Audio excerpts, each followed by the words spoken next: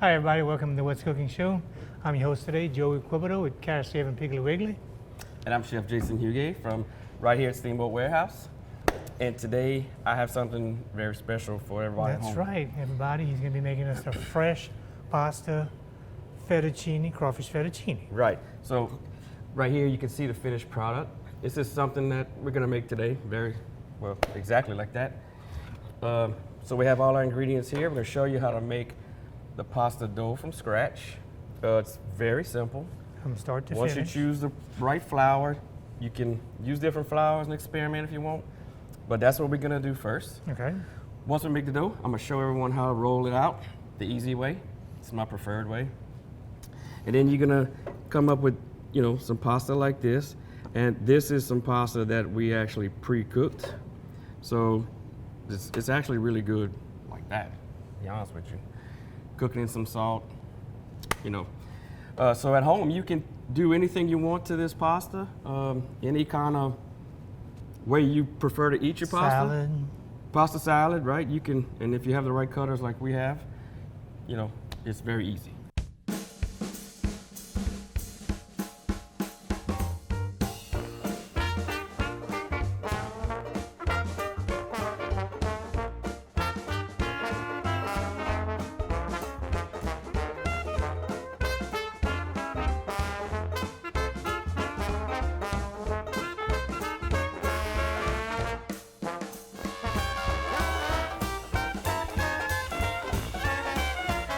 All right, guys. Jason's going to be making us some fresh dishes here today. Jason, tell everybody what you're going to be doing for us. Okay, so we're making two things today. First thing we're gonna be making is some fresh pasta that we're making from scratch. I had some that we made yesterday. Second, we're probably gonna make a mess because it's a lot of flour. So that's the two things we're gonna be doing on the show today. So first off, I wanna show you how we make the dough. First thing you need to know when you're making pasta dough, there's so many different flours you can use. The most widely used or semolina flour. The 00 flour is just a really, really, really fine flour. I've tried those too. I've also tried it with all-purpose flour, and I just prefer it with all-purpose flour. So at home, if you want to substitute semolina flour, you can get them on Amazon. Things like that. It's very simple to get. So today, I'm going to take 2 cups of white flour, and we're going to just get this going real slow. We got a little bit of salt, half teaspoon. Then we're gonna put, let's see, we have 3 eggs right here that we whipped. I'm gonna put about a half a tablespoon of olive oil. This actually just kind of keeps it moist, doesn't let it dry out. Put that on the side. So we got mostly our dry ingredients right here and our wet right here. So I'm just gonna add it real slow and just kind of wait till it comes together. You don't want to throw it all in there at one time.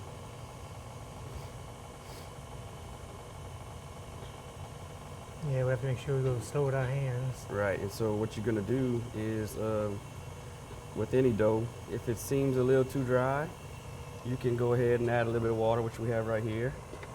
And if it seems like it's just a little too wet, we can add some more flour to it, just a little bit. So you can see our dough starting to come together. Lock it.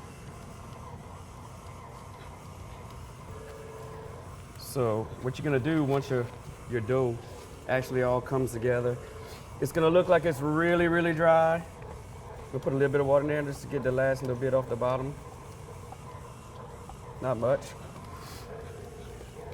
Now, Jason, I've heard people when they make their dough like this, sometimes they'll put let's say an herb in it like rosemary, basil. Well, you could do that. You could flavor it. You can flavor it any way you want. I guess what we're really doing here today is just your basic recipe, just to show you the process. But yeah, if you want to at home, let me move this out of the way. At home, if you want to do any kind of variations, obviously you're welcome to do that. It'd be a good idea. Play with it. I'm gonna put some flour down so we can actually work with the dough. It's not too sticky. So what you're gonna do is, you can see it's really soft. You're gonna wanna knead this dough, I'd say about 8 to 10 minutes. kneaded, kind of help develop the glutens in it. Okay. And then what you're gonna do is you're gonna cover it, put it in a covered container, cover it with some plastic wrap, and you let it sit at room temp for 30 minutes. And then once 30 minutes goes by, you can start rolling it, which I'll show you. You can obviously use the rolling pin old-fashioned way. I use a KitchenAid because it's just a lot easier. No, a lot easier. But if you don't have one at home, you can still do this. So see how easy that was?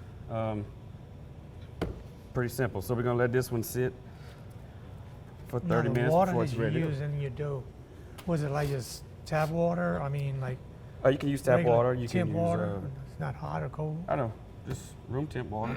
You can use bottled water if you prefer, distilled water, Gotcha. whatever. Okay. So we have some right here that we made yesterday. And we basically just cut it. That's this recipe, and we just cut it into fours. So what we're gonna do next is, let me go ahead and turn this thing. Get our little burner lit, all right? Don't want it too hot. So before we go to break, Joe, we go ahead and put some heavy cream. Okay. We're gonna reduce this. This is gonna be the sauce that we actually put on the pasta itself. And shouldn't take too long, but I'll show you that when we come back. Okay. So join us back for more What's Cooking.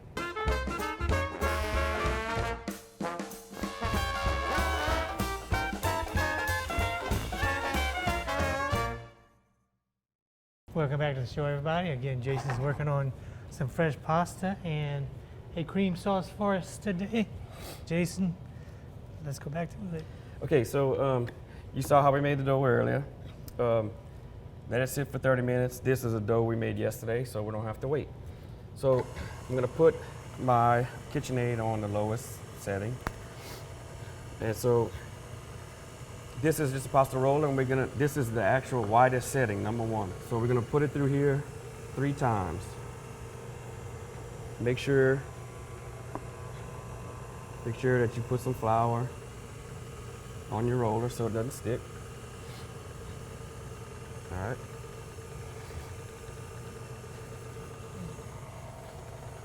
Two, we're gonna do this a 3rd time on the widest setting.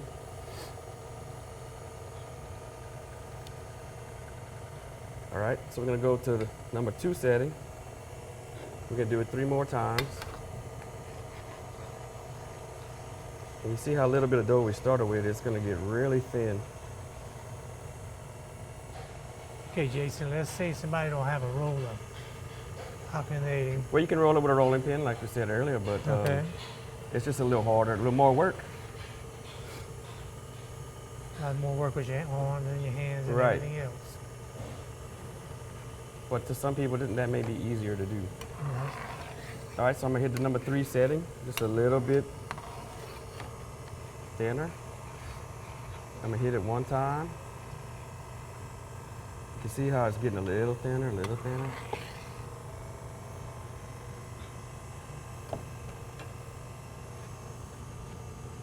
All right, so we're gonna go to number 4. 1 time in number 4.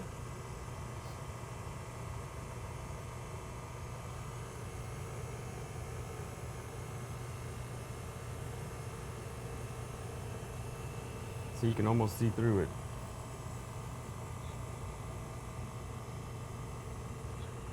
All right, so the last thing we're gonna go on number 5, and we're gonna go 1 time.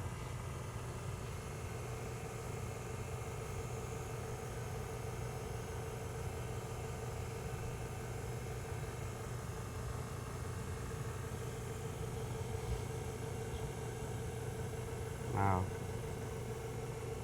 All right, make sure you have a work area that's got some flour on it so it doesn't stick to anything. Be careful. We're gonna stop and we're gonna change our attachment. And we're gonna put our fettuccine cutter. Now I have all the different cutters. I got spaghetti, I got angel hair. I even have the attachment that makes all the little penne and stuff like Oh, that. nice. So what I'm gonna do, KitchenAid is a good product. Very good. I'm gonna take our knife and I'm gonna cut this in half because I don't want my fettuccines that long. We'll cut this in half, just like that. Now, just run it through the cutter, and it's gonna cut it into some fettuccine noodles. Just like that. Now what you wanna do, put some flour on your pasta, make sure it don't stick.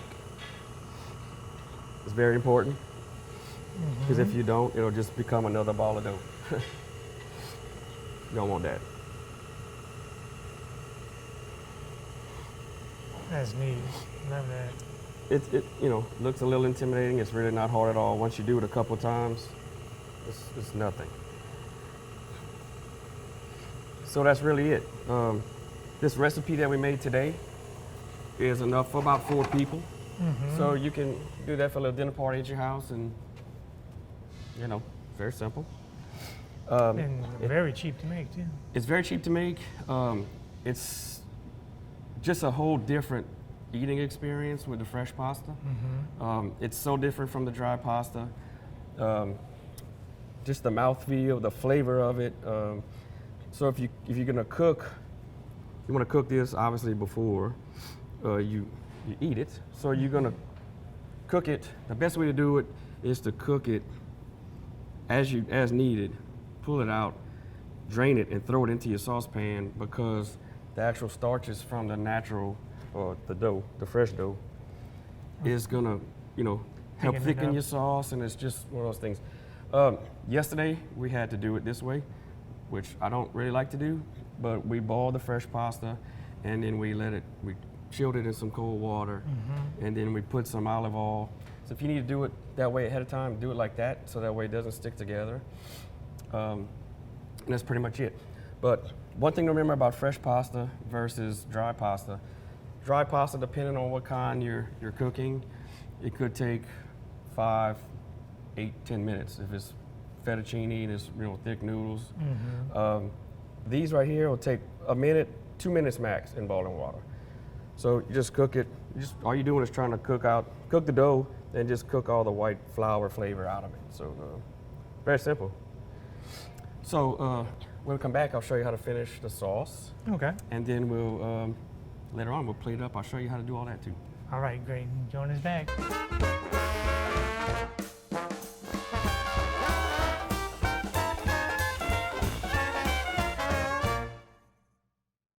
Welcome back to the show, everybody. Okay, Jason's gonna start on our sauce and get that ready. Okay, so we had our cream started earlier, so we're gonna let it come to a little simmer. So really just as this really easy base for any sauce for pasta. My preferred way to eat this pasta doesn't seem so extravagant, that's why I didn't do it. But I absolutely love to eat my pasta, especially fresh pasta, with I take some olive oil and I just get it warm in the pan, not hot. I throw in some Meunier mix, which is just Worcestershire lemon juice. Then I heat my pasta, throw it in there, salt, black pepper, and a little bit of Parmesan, that's it. And green onions. But I don't know why. It's very plain, it's very simple. I love it, and that's probably why I love it the most. The cream sauce is just, I'm not as big a fan as cream sauces as most people. That's just my preferred way to eat. But today, we're gonna show you like a crawfish fettuccine type thing. So I'm gonna go ahead and put a little bit of our Steamboat all-purpose seasoning. A special blend, just for the boat. Special blend, little Cajun spice. Not much. Now ours is not really salty, so you don't have to worry too much about putting too much A lot of people are getting away from the salt. Oh yeah. It's not too spicy and it's not too salty. It's a little even blend. So what I also want to do is, got some fresh herbs we have. We use this all the time at Steamboat. It's a little mixture of herbs, ground tasso, some onions and bell pepper, and we just basically mince it all and smother down in some olive oil. It's just a little flavoring that we like to add to it. A little extra kick. Right, so other than that, we're gonna put a little Parmesan cheese. This is just a really finely grated Parmesan. We're gonna put some more of this on the top because you can't have too much Parmesan to me, you just can't. So next thing we're gonna put in that, we're gonna put this next segment when the sauce is ready to plate the pasta and everything. Okay. So this is one of the places we get Louisiana crawfish from. We actually, at the end of the season, we buy a lot of crawfish, Louisiana crawfish, and freeze it so that way we have enough through the off season. So we're gonna put a little bit of that in there a little bit later in the show. So we're gonna cut this on low for the moment. And I wanna show you that this is the pasta, what it's gonna look like once it's cooked. This one was previously cooked and it's all ready to go, just really light. It's very thin. It's got a whole different mouthfeel, like I said earlier, than dried pasta. And you'll see once we finish. So I'm gonna take the pasta that we cooked earlier and I'm gonna drop it in there, a little boiling water. And it shouldn't take long, like I said earlier, about a minute, 2 minutes, depending on how high your flame is, if your water's a rolling boil or if it's not. Our little stove, it may take a little longer because it struggles sometimes. So, Well, just like you said earlier, just to get the flour taste out of there, and right, you want the dough cooked, you know. So you're cooking the dough, and then you just don't want to. If you don't cook it long enough, you might have a little of that raw flour flavor. You don't want that. So why don't we take our last break? okay. And we can say hi to Miss Anastasia, who is Yeah. one of Hi, our Miss biggest fans of the Anastasia. show. We'd like to say hello to you. Hope you watched. And so we'll come back and then we'll finish up the dish and show you what it's all about. Yeah, so Dylan can eat, because you know There you go. Dylan, That's it. he don't eat good. Join us back for more What's Cooking.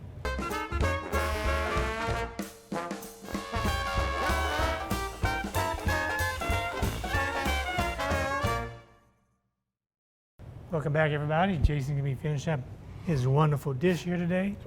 Again, we had fresh pasta. We have a crawfish. We're making a crawfish fettuccine to actually. Basically, yeah. So,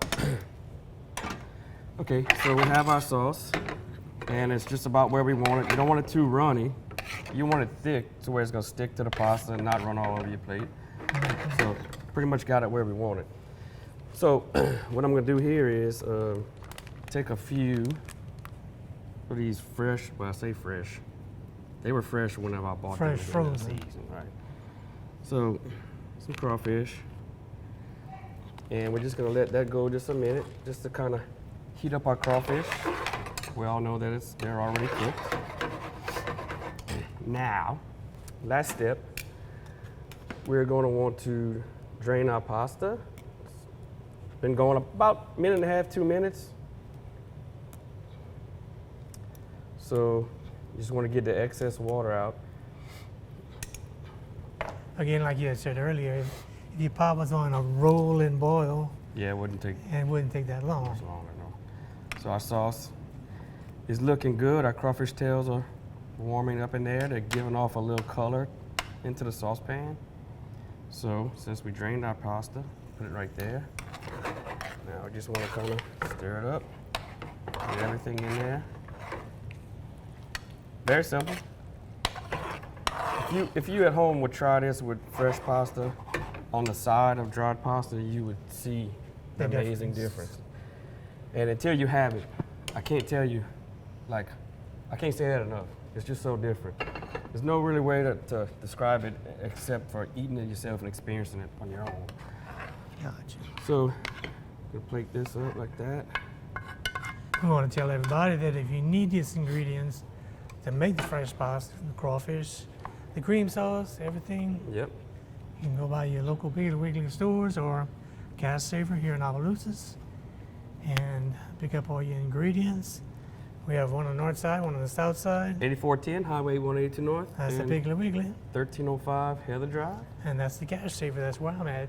So, you see how simple that was? It's not really hard. And the payoff for that work far outweighs the trouble you go through. So, as I said earlier, we were gonna make two things today. We did make the fresh pasta. I don't think we made such a mess. I mean, No, it's not bad as at long all. as the camera don't scroll that way, like we cleaned our areas. I mean, you it's got not to have bad. stuff to use. The flour is just the messiest part. You know, it's just hard to to keep, Right. you know, to keep the pasta, I mean the flour from getting all over everything. And like you said, you don't have to have one of these fancy mixers or The key I would to say it is, pasta cutters. oh yeah, the pasta cutters. I mean, you don't have to do that. Matter of fact, I wanted to kind of bring this up earlier and I forgot. But if I'm not mistaken, fresh pasta was only made on this show once. And I can't remember the chef's name. It was a young lady in Grand Coteau at the time, and she had this little French restaurant where Catahoula's used to be and where Brent's is now. Brent's got a little cafe there now. But she made fresh pasta, and she didn't have all this stuff. She had the table roller, which is a little bit more difficult because, as you saw, once you get thinner and thinner on your pasta dough, you need basically 2 hands to hold it. So to do it with one, I don't know how she did it. I might have to go back and watch You that know, one. like 5 hands to do everything. Right. But so what she did was she actually laid the dough on the table, and it was like a little perforated pizza cutter almost. And she would just roll it like that and cut it that way. And her pasta was not uniform like cuts like this was per se. But that's not a bad thing because people, you know, if you're not advertising as fresh pasta and they see it's just different cuts. They're all unique shapes or whatever, but they're all thin, they all cook, you know, the same uniformly. So it just kind of lets your guests know that, okay, this didn't come out of a bag of dry pasta. This was Right. homemade. So either way you choose to go, I mean, at the house, it doesn't really have to be, you know, pretty uniform cuts. It doesn't matter, Right. you know. And then if you advertise fresh pasta, they expect fresh pasta. Right. And I'm gonna tell you, if you advertise fresh pasta and you use dry, people You will know, notice. especially if they've had fresh pasta before. That's right. It's night and day. So go ahead and try that at home one day. Like try like we did here. Need some help? Send me an email, and I'll walk you through it. And check out all the specials on your Facebook page. Yep. Check us out. Facebook, steamboatwarehouse.com is our our website. You can check us out on Facebook. We do all our specials of the night, pretty much every night of the week. Weekends we get a little more, you know, fancy, a little more crazy ideas. Right. So I'm check on us there out on almost Facebook every if you day. haven't. Yeah. Almost every day. But I want to call you because I know you're busy getting everything ready. Well, yeah, but I don't mind calls from you, Joe. All right. So don't forget. But Dylan, yeah. Don't forget if you need anything that we did use here today. 8410 Highway 182 North and That's right. 1305 Heather Drive. That's All Cash right. Saver and Piggly Wiggly North. And they can go to any Piggly Wiggly store in the area, Church Point, Scott. Rain, Scott. You know, they'll be all glad to help you. Good deal. Okay. So let's go ahead and cut the show and dig in. How about that? Okay, sounds good. So Dylan can eat. Thank y'all for watching the What's Cooking Show. Join us back next week with another exciting show.